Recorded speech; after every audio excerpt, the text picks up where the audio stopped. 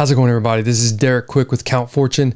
Today, we are going to be going over the $120 million portfolio from my good friend, Lewis Morgan. He is the co-founder of Gymshark that is valued at a couple $2 billion. He will go through all 42 of his stocks in his portfolio and explain exactly why he's invested in those. Please hit that like and subscribe button below because this is probably one of the biggest portfolios ever discussed on YouTube. And it is real. You can look up Lewis. He's a great guy. He's very humble and he's a good friend of mine. And we go through this for about an hour in this video.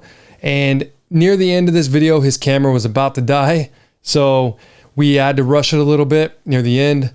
But this podcast will be available eventually in about a week, probably on his channel, because we had already done about an hour before this talking about the market. So we got, this is the Lewis's portfolio here. Walgreens pays a dividend, right? Yeah, so Walgreens pays a 4% dividend. So Walgreens, again, it's been invested by a lot of smart people.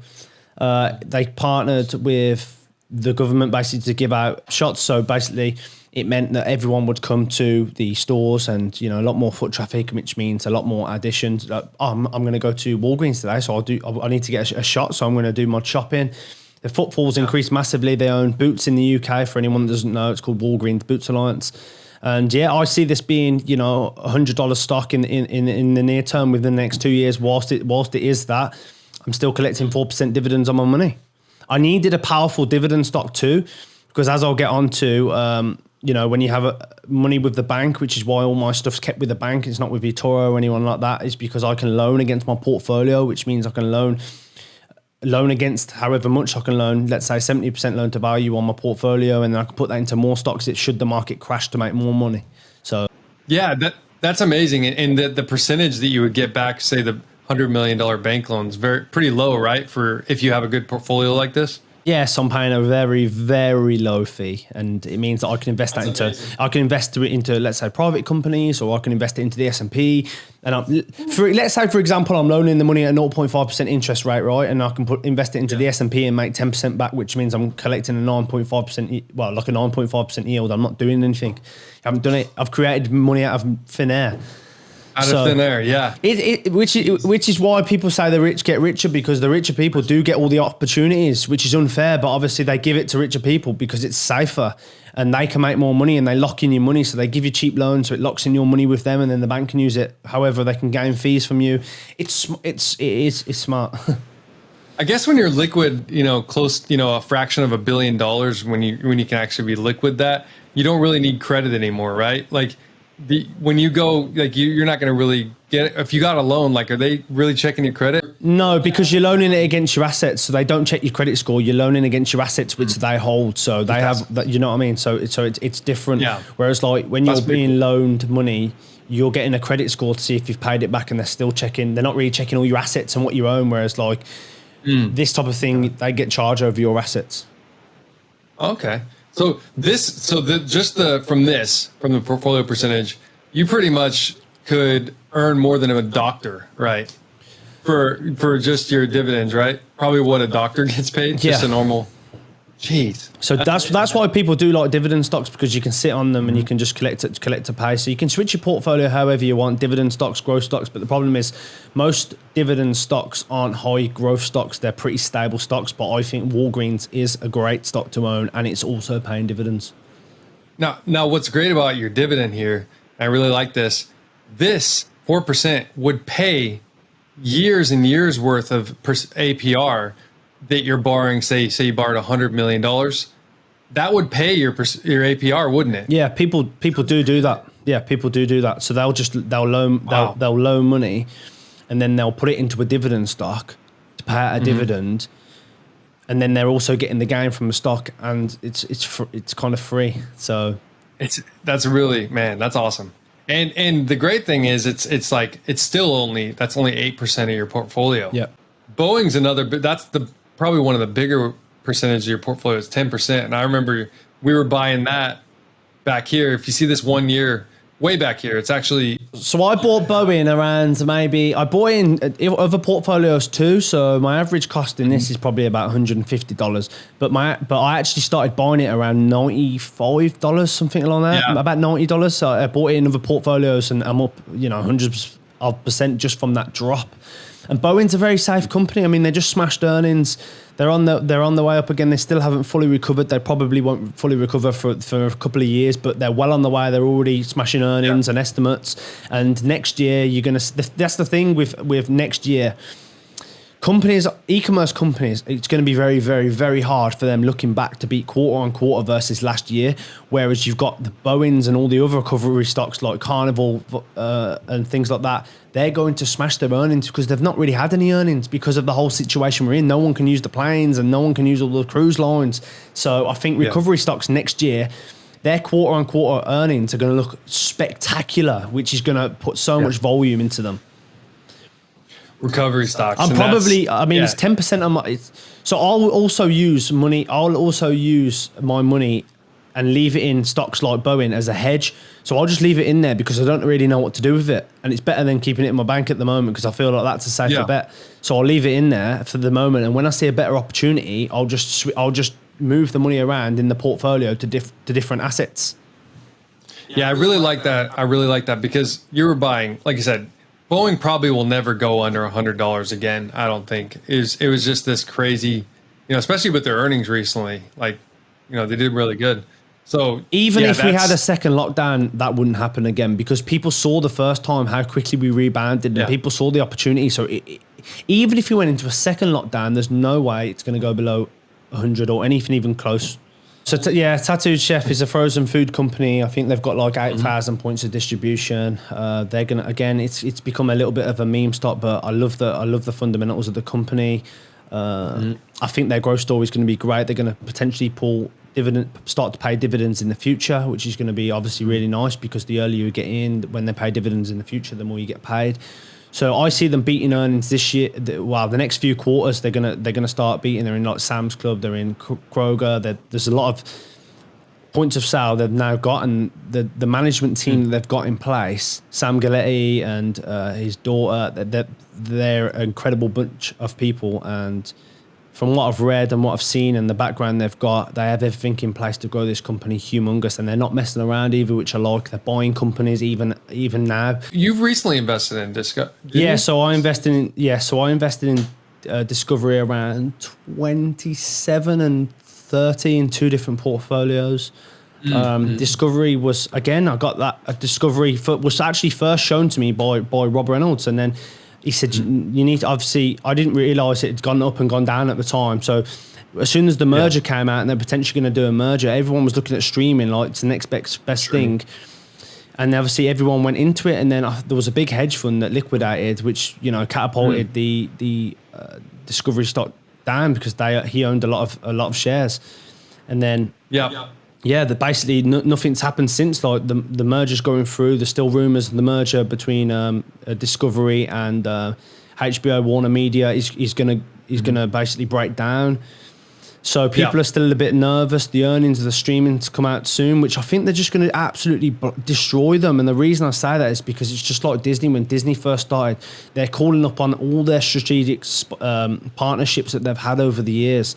And they're offering exclusive content. They own what do they own? Harry Potter. They own obviously you've got Discovery Channel, which own all the nature channels. They own some real big things, so they can play. They've got all of their content. Whereas like Netflix, they still have to rent their content off Disney and Warner and HBO. They have to rent content off Discovery. They're obviously creating their own, but they still need a lot of money to do that. They do rely a big portion, right, from them. Absolutely. Disney. So once Discovery start getting up on, start bringing all their partnerships on board, which they're doing. So, for example, if you live in the UK, you've probably seen like a 12-month trial with Sky that you don't have to pay for. So their subscriptions for the best part of this year are gonna absolutely obliterate what they're saying. And I think once that happens, I think that's coming out in 2 days. So I think once that happens, 2 days being, we're filming this on the 30th, I think it's like the 2nd of August or 4th of August or something, 5th of August, the earnings come out. So when that happens, I think you're going to see a massive blast to the upside. Carnival, that was a big one because you literally got in, I think, at the. Well, the cruise line, it actually dropped down to around like $8 or $9 at one point, and I think that was cheaper than maybe you could. I think you could sell all the cruise ships for. Yeah. It was a stupid deal. Yeah, we talked about that. I remember I was telling you, I was like, there's no way. I was like, man, there's no way this stock should be trading this low. They could literally scrap it for metal, just metal, and they probably would get, more. So where do you see this going? So obviously Carnival is a recovery play. It went up to maybe $31, and then obviously it dropped back down on scares of the new variant. So obviously going into next year, I think this is going to smash earnings. The earnings again come out next week for Carnival, and keep your eyes glued to the screen because I think it's going to be a triple beat. I think so many people have booked onto the cruise lines now, and I think it's again triple beat to the upside. If we get the Delta variant coming, I'm going to buy even more stock. That's for sure. Yeah. If we get a drop, I'm buying even more stock. If this thing goes under 20 or even goes under 18, I'm completely loading the boat. I'll just switch out of some of my more speculative plays moving into next year, and I'll just hold Carnival. Again, it's 9% of my portfolio. I've got over $10 million in Carnival. Yep. So profits. I've taken profits as well. So I also owned Royal Caribbean, which I've still got on there. But again, I had around 10 on that, and I've sold most of the stock to buy into new positions. Okay. So I've already crystallized in the region of, 10 million swing just in profits. But the problem is I didn't know there was going to be another scare of another variant. You can't control that. And I'm also not going to sell because it goes down, because I'm just going to keep holding it. I mean, I've got a massive margin of safety on Carnival. And again, you can't time the market, so I'm not even going to try. You can't, and these stocks can gap up. Like, they can do fairly big moves pretty quickly. So if you get out and then you're trying to get back in, you might end up screwing yourself, And none of this is investment advice, people. So please don't take what you're hearing as gospel. Yeah, these are just my opinions and why you invested, right? Yeah, these are my opinions, and this is my stock portfolio and why I've invested. Just as an overview, obviously, there's deep dives that I can go into all of these for hours and hours, but this is just a brief. This is just brief. Which we have. We've talked about some of these stocks for 12 hours straight before, and it's. We do the homework beforehand, but obviously we're going through these pretty quickly, just kind of giving an overview. But you got to do your own due diligence, right? Yeah. So we've got Sezzle and we've got Zip Pay. I'll do those in one. So these are buy now, pay laters. Which, if you don't know, buy now, pay later. When you go to a checkout, it says do you want to buy now and pay in four installments? So if you buy a T-shirt, you don't have to pay for it now. You pay for it at the end of the month, then you pay for it over a period of 6 months. And they obviously make the money on that from the interest. They get paid from the company. Straight away, you got insurance. So they were a new thing last year. They really caught my eye because I saw Afterpay, which is one of the biggest, and Klarna's one of the biggest, but it's actually public. It's actually private at the moment. But Klarna have invested in Zip and Quadpay. Quadpay is on there because Zip bought Quadpay, so it's all under the Zip umbrella now. Well, it's the same as a credit card. Without all the hassle, you don't have to sign up, you don't have to apply, you don't get credit checked and messed about. Yeah, it's super easy. And obviously it's a company. It's a new space. It's growing at 300% a year. The market cap too. 740. That's nothing. Small. It's small, but then obviously you've got the market cap of like Affirm and Klarna and stuff. They're all floating at like 40 bill. You've got so look at the growth that these can have, right? You think they'll buy out? Yes. So as you know, the reason they went down, I think Zip went to around $14. It's now back down to $6 because it's the second 6 or 7, because it's the most shorted stock on the ASX, because I just got a really bad sentiment. But once all those shorts start to unwind, because when you short a stock, you've got to buy the stock back. And once there's a big catalyst on the upside, at the moment, they've been getting smashed left, right, silly, because PayPal came into the buy now, pay later space. Bank of America came into buy now, pay later space, which, bearing in mind, Bank of America invest in Zip Pay too. They own 7% of shares, I believe. And then you've got, I think Visa possibly, was it? And you've got Amazon just did one. Shopify have done one. So there's AMEX, yeah. So there's a lot of companies that have got into the space, but in my opinion, that is not a bad thing. It's a short-term catalyst for the downside, but a long-term catalyst for the upside. People are going to start to get used to buying now and paying later, and the more people see it, and the more strategic partnerships that these companies want to make, that means they can buy companies like Sezzle because they've got a 5, 6, 7, 8, 10 year head start. They've got big head starts. And same with Zip too. So I think they're going to all start to get acquired at some point while credit card companies start to move into the spaces, because they're growing at 350% a year. They're huge companies. Alibaba, we kind of talked about that. Like, give us a little bit. So it's 3.5%. 3.5% of the portfolio. I'm going to add to that too. So if Alibaba continues to get down and it breaks $180, then I'm going to sell some positions in other. It's not now is a little high. It was pretty high. It was even higher then, so it went up to like $350. It's cheaper than it was 2 years ago, and it's grown tremendously. It's just because obviously the scare of everything in China. The thing is with Alibaba is the cloud is growing at a massive rate. Everyone worldwide knows Alibaba. Of course. Their assets and their liabilities and their cash flow and everything they've got going for them, their balance sheet and stuff is just absolutely perfect. And a lot of people we look up to, Charlie Munger, Bhavesh Barai, they've got unbelievable, they've all invested, and that's just, not to say that you should invest because of that, but that is just another signal just to show that it's great. So if it goes below 180, then I'm going to load up. For now, I'm going to leave the position as is, but if it goes below 180, I'm going to add to it for sure. But in comparison, the market cap is tiny. If you look at it versus Amazon and stuff, if I just go on Ticker Terminal now and I just have a look at, if I just look at the competitors, if you look at it compared to like Amazon, so it's trading at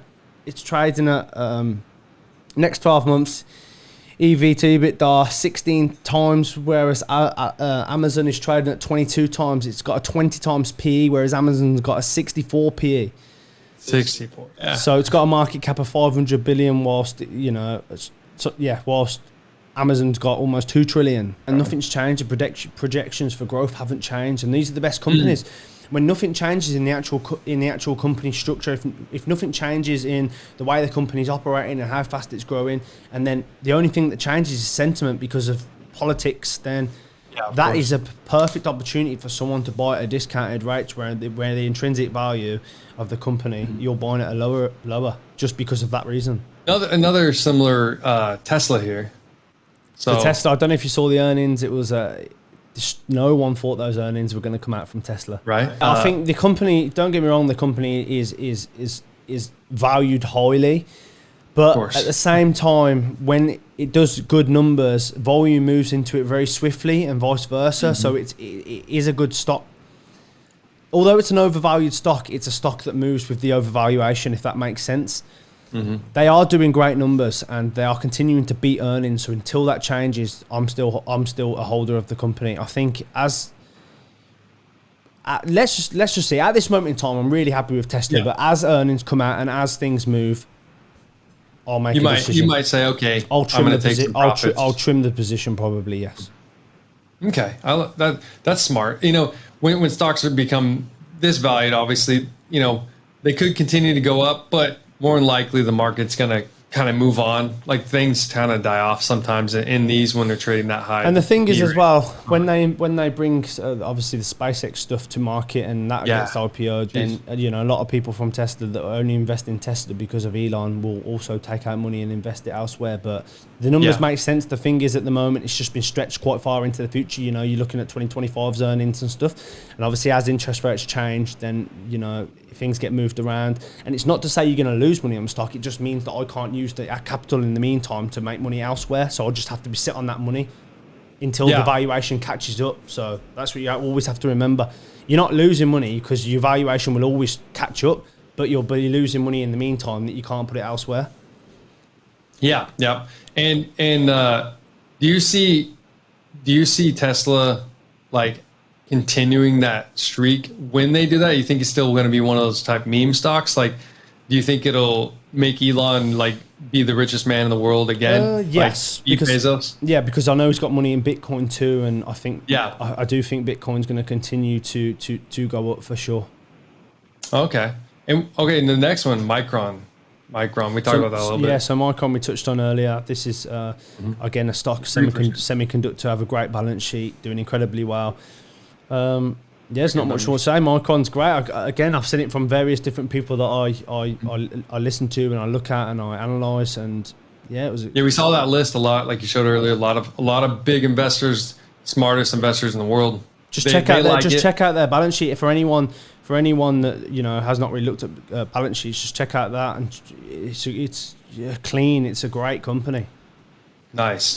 And again, that's not a long-term hold for me. I'll probably hold that whilst all the supply side constraints continue. So into next year, I'll probably see Micron getting up to, mate, in the long run over $200, but in the short term probably 150, and then I'm probably gonna, let's say, maybe switch out some of the capital and put it into a different company. So let's just see. Nice. These are all companies that I see going up, and I've worked out to be going up. And then if I see a better opportunity, I'll just remove capital and put it elsewhere into the better opportunity. Very nice. And WYNN Resorts, that's the next one. WYNN. So again, WYNN is on my list to potentially re-add to, because WYNN has gone lower than what I actually invested in. So it went up to like 140, in the region of around $140. I invested around 105. It's now gone down to below 100. WYNN is off the hook. I've looked at loads of Vegas YouTube channels. I've seen how busy they are. They've even said how busy they are. I looked at that Las Vegas Sands report, which wasn't that good, but from everything that I've seen from the WYNN and their new hotels, and they're building some new ones. I think I remember. Yeah, they are. I think Jeremy Financial Education, he's a big holder in it, but he's been buying it up. But I think he was talking about it not too long ago. Right. So I'll probably again, I'm probably going to add to that stock if it drops below 90 again. I'm definitely going to add to WYNN. They also pay dividends as well, so or will be paying. You think you'd would you stay at their presidential suite over there at the WYNN Resort? Yeah, I would do. I haven't been to Vegas for a while. I know. What was the last I've been to? I've been to a Ronda Rousey fight there. I've been to a Conor McGregor fight there. So yeah. Speaking of, aren't you glad we didn't go to that one? Oh, that would have been a bummer. Man, when he broke his ankle. Yeah. As soon as he started kicking the leg and the knee, I thought, I was just thinking, you need to watch those shots, because you're catching him on the knee, and then obviously it broke. But he says that he was already hairline fractured before going into the fight. So yeah, that makes sense. And he was pretty dangerous on the ground. Those elbows were doing some damage. Like, I think, honestly, if Dustin didn't put his feet on the fence the way he did, do you think he would have been choked out? No, because that's legal move. You're allowed to do that. No, the toes in. Oh, I think it was the toes, right? Yeah, I think you're allowed to put toes in. You're allowed to put toes in the fence, not fingers, I believe, because I saw a post saying and a comment from one of the refs saying that it's a legal move. It's legal. Oh, it is legal. Putting toes in the fence to do X, Y, Z, whatever it was, is a legal move. Whereas holding it is illegal.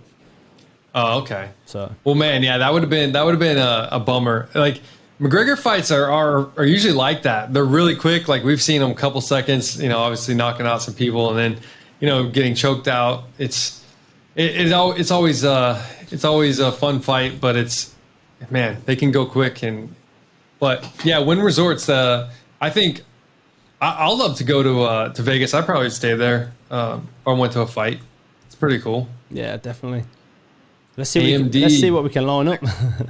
Yeah, we got to, man. Yeah, so AMD, obviously, we've touched on AMD. Again, supply side constraints.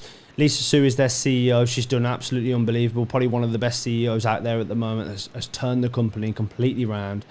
Triple beat from AMD. The stock price today is currently at, $106. So it's completely smashing it. I think I invested around 71, something along those lines, 72. Like, honestly, this could be another $1 trillion stock, market cap. Yeah, $1 trillion market cap. I think. 10 years from now. Like, it sounds crazy, but I think they could 10x in the next 10 years. It's we're going to be using tech with everything, the processors and the chips that they're creating with VR and 3D and cars. Yeah, cars. Yeah, that's another thing. They're going to be using a lot of car companies are probably going to be using a lot of their assets, their processor and things like that. So everything, right? Everything moving forward is going to include some type of chip and some type of technology. Like nothing is going to work without some type of technology in it. So they're going to do really well. And their numbers are just they're great. So that's pretty good one. 3%. Shopify. So Shopify, great company, great company. Doing good. Very high valuation. But the thing is, you're paying for the niche. They own such a niche at the moment. They pretty much own the whole e-commerce company. Whole e-commerce part of the game. We came up on Shopify. Many companies have been built on Shopify. They're now moving into buy now, pay later. They can move into whatever they want because they own so many stores. And you're going to see a lot of companies that are not currently online go online, and they're all going to use the Shopify stores. They're all going to move to Shopify platforms. Yeah, I think there's been like a lot of businesses, people quit their jobs and things, but there was record amounts of people trying to start online businesses. Yeah. And it's like how to start this, how to do this. So for sure, they're going to get a cut of it. Even if their businesses don't succeed, they're still making money. And I know that I use Shopify app to track everything I buy online, and it keeps everything that I buy and tells me when I get it, which was really kind of cool. So it's like literally a tracking service, and he does eBay, does Amazon. Yeah. It'll track all your stuff and show you on a map and give you updates, so you don't have to go to 10, 20 different websites, which is pretty cool. And Shopify, I'm like, okay, that's data. So are they moving into that sector too, maybe for data advertising? Well, they already have loads of data, right? Everyone that signed up for them, everyone that buys through them, like they own all the data to everyone that buys through them from every single store ever. So they've just got everything. They have so much that they could move in and around. That's why it's trading at such a high valuation. I mean, you're looking at a trailing PE of 117, forward PE of 302. You're looking at price to sales of 54. Wow. Enterprise value to revenue 53. I mean, this is not a cheap company by any means, any stretch. But I just can't not invest in this company after it put me in the position that I'm in, and no one is still yet to compete with them. And I'm up maybe 50% on this stock, a little bit less actually, 45% on the stock. So and like you said, it's something that you know well, like this type of, this really helped you get to where you're at, right? So until things change, you're kind of invested. To me, it was a low. It doesn't look like a high risk. It doesn't look low risk on paper, but to me, it was a low risk investment because of what I've been through and where I am, and the numbers that I see, what I can see it doing, and what everything that's currently involved in the company now, and all the whole board. It's not a cheap company, but I can see straight through that, so that's good. Yeah, definitely. And I think it's pretty smart to hold it for sure. It's doing good. Like the stuff, like you can see here, it's getting record highs. So until you see a massive volume coming until I see strong competition, then I'm not interested in selling it. Yeah, and I'm not. Yeah. I'm still not seeing that.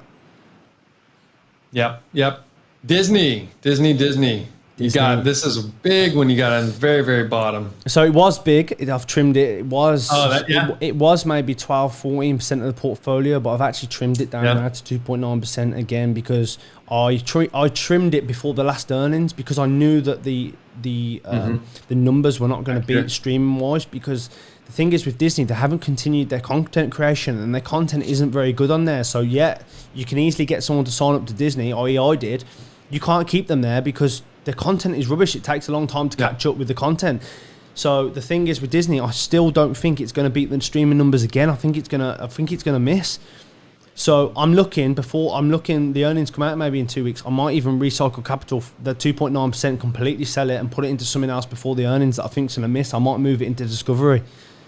Might be smart. I think next year it's going to do really well. It might perform the S&P next year because of the recovery with all the new content that will come out. Obviously it takes time, and with the park recovery and all the cruise recovery. But I think in the near term, the next 6 months, I think that I'm probably going to sell it. I don't want to do it because I love Disney, but I am going to move back into it. I just think there's no point. There's better options for me at the moment. Yeah, and you made, I think, 8 figures profits just on it, from what you sold, didn't you? Yeah, I made some good profit from what I pulled out, because I invested in Disney, as I said at the crash. I invested at around 101 and I sold at 180, so I made some good money. Real good profits, dang. Royal Caribbean, again, that's the same as Carnival, the same Carnival. Similar cruise line. I didn't want to just invest in one without investing in the other. That was also a 8% position, which I switched to a 2% position. Again, moving capital around into new things. Yep, and these are getting a little smaller. 1.6. Yeah, so Corsair Gaming, I invested at that around 28. Gaming, who hasn't got anything Corsair? If you're a gamer, you've got. I have it right here. Yeah, exactly. You've got a lot of Corsair stuff. They're only trading at like I think it's 3 times revenue. So they're very, very low. I mean, if you wanted to recreate the company and start it from scratch, you'd be paying more than the company's value just to try and get to the level it's at right now. So I think valuation is going to catch up, and their earnings come out shortly. Again, I feel like they're going to beat. I've already looked at Logitech's and this earnings. Is a recent buy, right? You bought this recently, didn't you? I bought this. I've added to it, so I bought it in the last couple of months. Yeah, I've been buying slowly. I've been adding to it. It wasn't here. It was over here, somewhere over here. No, I invested at around 28, so it was close to the bottom. Close to the bottom. That's what I was gonna say. And a little pretty bit low. Before, so when it's you first invested. Yeah, it's pretty low. So Corsair, I looked at the Logitech earnings, because again, that's the beautiful thing. You can look at other companies' similar earnings and see how they've done and get the sentiment on what your company's going to do. So a Logitech, I think, had a 2% growth rate based on last year, which is really good, or I believe.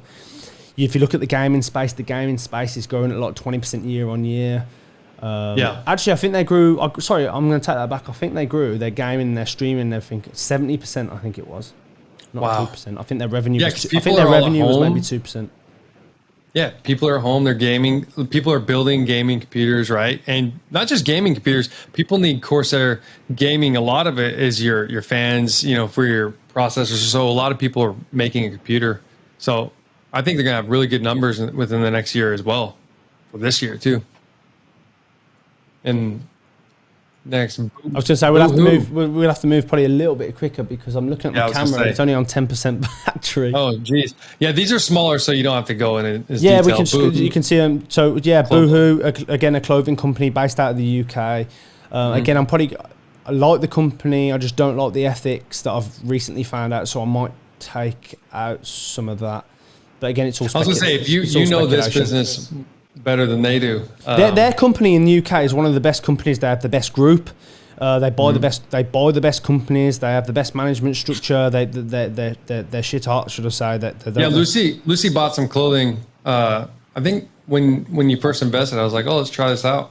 She liked it, so yeah, that's kind of cool. GoPro, again, great brand. There's nothing like it. They got a great balance sheet. I see them, again, I'm only invested in these because I feel like they're going to outperform the S&P in the short term. I'm not investing in these for long term. GoPro, again, it's probably like a 2-year hold, but it's going to outperform the S&P for me, I believe, over the next. Well, you're already up too. You bought way back here. You bought Nokia as well. Their 5G play is going to be enormous. 6G, right? The new 6G too. 6G, and everything they're going to do with all their infrastructure plans. Then CEO Pekka Lombard, is it? So. Very nice. Yeah. Dropbox. Yeah. Online. Cloud. Doing very good. Etsy, I'm gonna remove my Etsy position because the Pinterest figures came out the other day. Again, the beauty of it, they were down. The stock was down 20%, and generally speaking, because Etsy do a lot of advertising on Pinterest, if the new users and all the new users are down on Pinterest, it generally means that Etsy's traffic is going to be lower. Therefore, I don't think they're going to hit the numbers, and especially when it's a stay-at-home stock, everyone's making stuff from home. You buy it, so I'm gonna exit my Etsy position. I've already exited 50% of it yesterday to invest in another stock, but I'm gonna exit the remainder of the stock on Monday. Okay, that's smart. And Elon pumped it too. Reallocate it. Elon was talking about Etsy, wasn't he? Remember? Yeah. Again, Etsy is a great company. I just feel like for the time being, it is overvalued, and I don't think it's going to hit the numbers. And if I don't think something's going to hit the numbers, then I'm not going to stay in it just to lose the money, because I can reallocate that into a stock where I can make more money in the near term. And when Etsy comes down to a more of a valuation that marries up with the new numbers that they're putting out, then I'll reinvest. But at this point, my valuation is going to be overvalued based on the new figures that I think they're going to put out. And if I don't, then I'm not really too fussed anyway, because I feel like if it does go up, I can reallocate the money anyway to another company, and then I'll just wait for it to consolidate. If it doesn't, then it doesn't. Okay. And Affirm, Enphase. Well, Enphase, which is again a solar player, one of my only solar players. I invested at this a little bit too high, but I've invested in this on eToro as well. And I invested at that, and I made 35%, and then I sold it. So Enphase is a good long play. I just got in a little bit too high, and that's what I was talking about earlier. When you can buy and sell at the wrong times, I bought when this was a little bit overpriced. This was one of the first purchases I bought, and again, I just didn't think. It was just too overvalued when I bought it, and that's it. Yeah. There's a lot of money going in the ESG space, trillions of dollars in the future. So a lot of these stuff ran absolutely fast, so. which now just means that because I'm a little bit down in it and it's going up a lot. As I said, I bought at a better time on my other portfolio, and I was up 35%. I'm actually down probably like 15% on this now. And that just goes to show this. I can invest in the same stock, and here I can make 35%, and here I can lose 15%. Do you know what I mean? So that's just the beauty of it. This hand's outperformed the S&P. This one hasn't. For sure, exactly. So there is more upside in some of these. So Affirm, even though they're a smaller part of your portfolio. Yeah, Affirm, buy now, pay later. As you can see, as we get lower, if they're a little bit more speculative stocks, I haven't really got much money in them, just because invest low, gain high. Yeah, very volatile, very, obviously these are a lot smaller market caps. Small market caps, new companies, they may or may not make, they will make it, but they may or may not make the trajectory that I think they're going to do.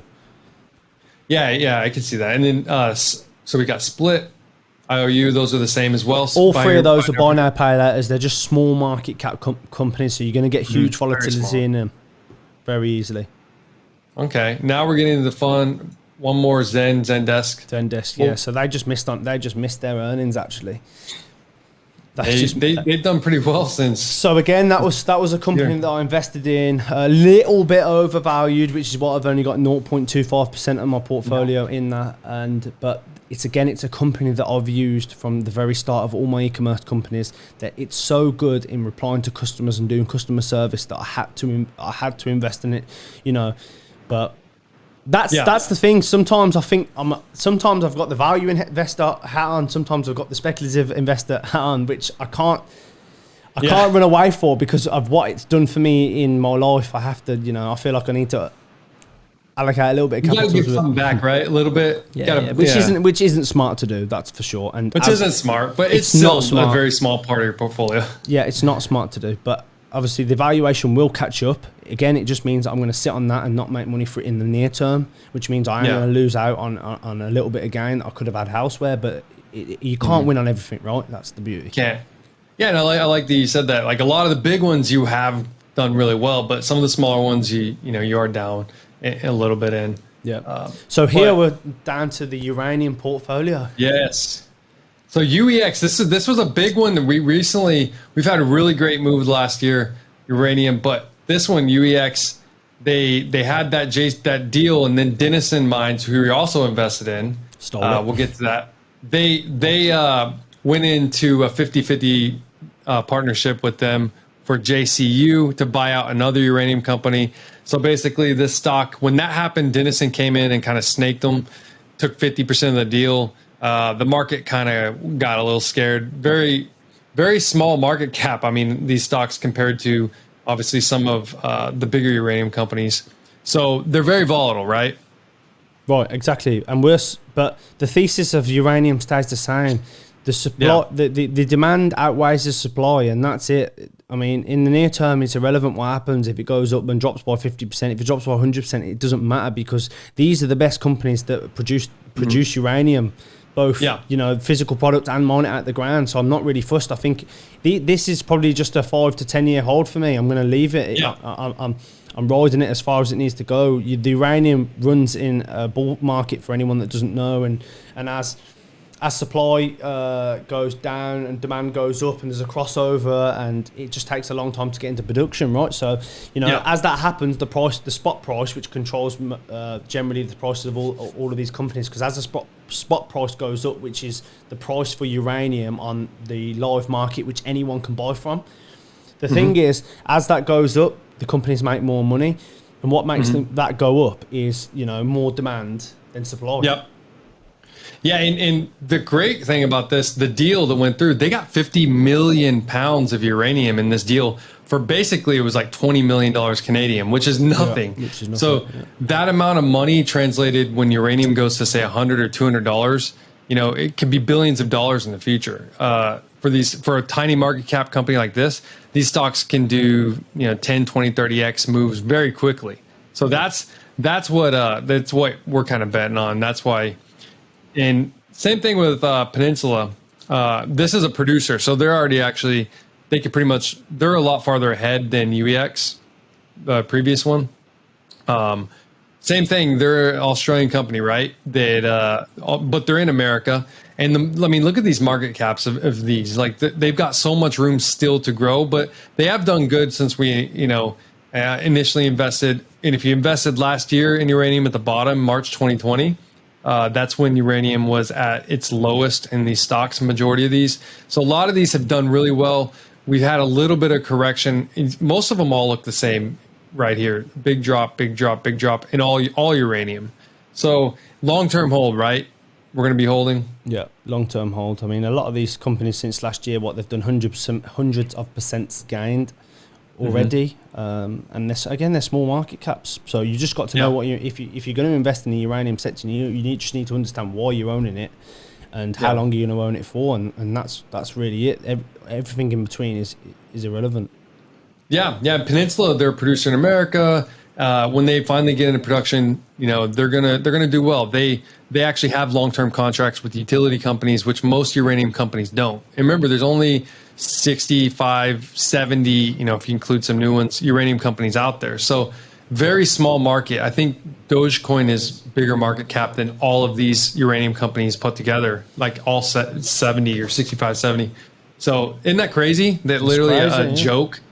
Yet uranium, something we use, we have to have for baseload electricity in the world, is trading at this cheap still. I mean, to value these companies is not going to look very good on paper, but you could, because you're speculating into the future of the spot price and how much it's going to go up versus how much they're going to make then, and demand. So when you look at them now on paper, they don't look good. But even if you look at the Cameco earnings that just come out for CCJ, they were so bullish. They were talking about Sprott a lot. So Sprott is a company which it's floated on the stock exchange, right? And they currently have ETFs. It's ETF for mining and gold and silver. Right? Yeah, they've now just gone into the uranium sector, and now you can buy a piece of that company. And then what they do is they put that money straight into buying physical uranium, right? Physically off the spot market. Therefore, people can't get hold of it, and as they're buying it off the market, price goes up. Yeah. So that's going to really start in the next couple months, that they're going to start doing these ATMs. They sell some stock and they literally buy physical uranium. So they're going to artificially, some people say artificial, they're going to raise the price of uranium. And when they do, we've seen in the past, some uranium companies have gone up 100x, 1000x. We've seen Paladin churn, a 1 cent stock to a $10 stock. So, if you have what Lewis has in it, you can become a billionaire in a lot of these, if you hold 5 years and it gets to those crazy valuations. So Anfield, they're tiny market cap. They have the mill, remember, the one of 3 uranium mills in the US. So when the price goes up, don't you think that it's a very big buyout candidate for that? Absolutely. Yeah. Right. That's why. Yeah. So that's our play, right? That's our play, a buyout strategy. Or even if not, as we say, the valuation is going to go up for sure when uranium. And Western, we did really good on this. We got in, we were almost up, 200 something percent, 300 in the last, we first invested at around $0.9, but I continued to add to it. I'm not sure if you did or not. But I did, didn't I? I continued to add to it. So the first purchase was around $0.9, I think it was. And then it went up to maybe 2.5. It almost went to almost $3, right? Yeah, I just kept adding to it. Yeah, and it's hard to get into because this market cap is so small. There's not many shares. I think there's like 20 million shares. I think outstanding. That's it. So you hold a big percent of the company. Actually, a lot of these stocks, some of these you are the top 10 shareholders, top 20 shareholders, and some of the smaller ones for sure. Top might be, I think, in Anfield. I think you're number 2 shareholder. And the thing is, people might be listening thinking, why have you not understand the actual uranium market? Why have I not bought warrants? The thing is, I did try and buy warrants, but it was so hard to get hold of some of the company owners. They just didn't even respond. And here's me trying to give them £10 million on a very small loan for warrants, and they just didn't even reply to me, which I'm not happy about, because that doesn't, when you're investing in a company, it doesn't reply to you. It doesn't really show that they're even in. You know what I mean? That's bad management in my opinion, which does put you off, and did put me off some of the companies. It did. Yeah, and we talked to some of these. We talked to some of these CEOs about that. About warrants and possibly like, are they going to do any private placements? And some have responded. So that's just something especially when you're a top shareholder in a company, like you got to get back to shareholders. Like they didn't even get back to you and say, we're not doing that right now. No. But there could be some NDAs. Some of these companies could have some deals. Absolutely. Maybe there's NDAs. We don't know, right? Yeah, absolutely. But with a small sector like this, when someone's offering you, you're literally a guardian angel. Like if you're coming in like that, an angel investor kind of like that, when uranium's this low and it's still a risk, it's crazy. So DPL, that's another big one. John Borshoff, he's the one that the CEO, remember, of Paladin? Yeah. The 100,000% stock gain in 4 years. So you think he's going to do it again? Well, possibly. Hopefully, yeah. Hopefully. Yeah, hopefully, right? I mean, that's what we're betting on, our strategic betting. Yeah. So, I mean, I bet on you. Like, I guarantee a lot of these people watching this right now, they're like, okay, if he started another clothing company, hell yeah, I'm going to be in. I told you that. I'm like, yeah, man, if you're ever going to start another companies, I'm totally down. I believed in your first company, Gymshark, when the first year it came out. I was one of your first, batch of US customers, right? So that's how we met. But and that's why track record is so important, because of that reason. Yeah. Another tiny one here, Fission 3.0. Buyout candidate as well, you think? Because they're in a good area, Canada, right? We're almost done here. Yeah. So 3.0, Fission 3.0. Denison Mines, I mean, you saw the volume on that. It was humongous. Yeah, so Denison, they had it traded almost 1 billion shares over a couple days back in February. Our billion share volume. So it was like leading the whole entire market, the whole US market during February. So this stock, I think this stock it's on my radar to buy more, actually. I did buy last year, beginning in like March of 2020, 20 cents, 25 cents. So it's a little higher, but it's a very good stock. You get easier to get in than some of these. So if you're new to investing, these trade on the like New York Stock Exchange, like Denison does. So it's a little easier to get into, more liquid. Same thing with NextGen. These two companies. The thing about Mega is Mega owns, I think, 17% of NextGen. So the market cap of this, just with their 17% of shares of this company, is more than their market cap. Yeah. So this is crazy that this is still trading. It's done really well. It's still crazy that a stock that what they have in assets right now is worth more than their whole company. Yeah. Yeah. So the shares they have. So this one, that's why we invested in this. This is another African play, right? African uranium. Well, let's company. hope as we said, let's hope Wall Street Bets gets hold of the uranium sector. They will, I think. That's what I mean, because they should. They want to kind of hurt the hedge funds and things like that, but they can make a real statement if they wanted to do some to make real damage to utility. Oh, they could make a real statement if they got onto nuclear.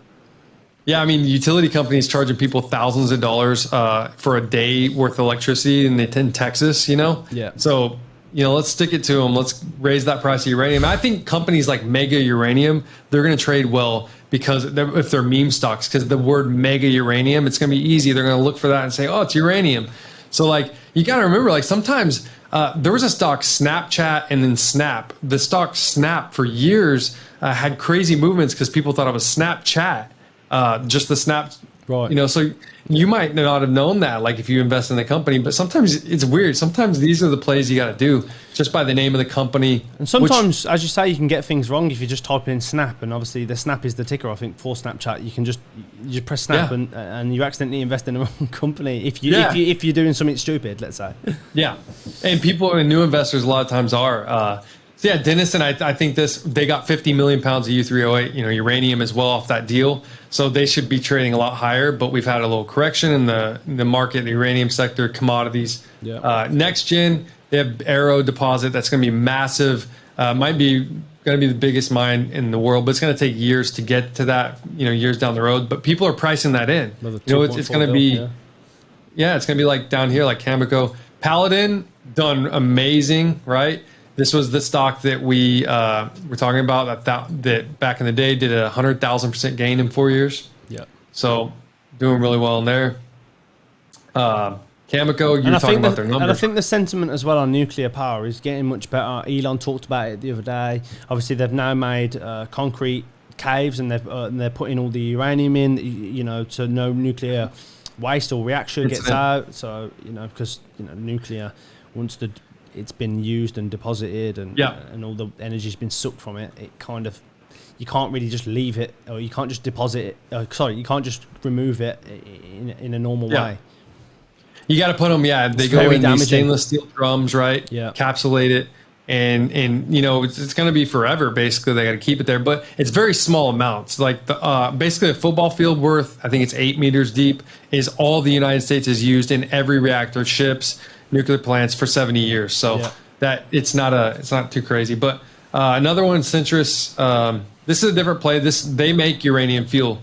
So remember, reason why they make the new HALEU fuel, they're going to be making the new HALEU fuel with Bill Gates' company TerraPower. Yeah. So that's the safe fuel that won't melt down. That's not as dangerous as that. So that's a big one. That's what we got in pretty low too. Thanks for watching this video. If you know, at the end of the video, Lewis's camera almost died, so we had to rush it and we had some audio issues.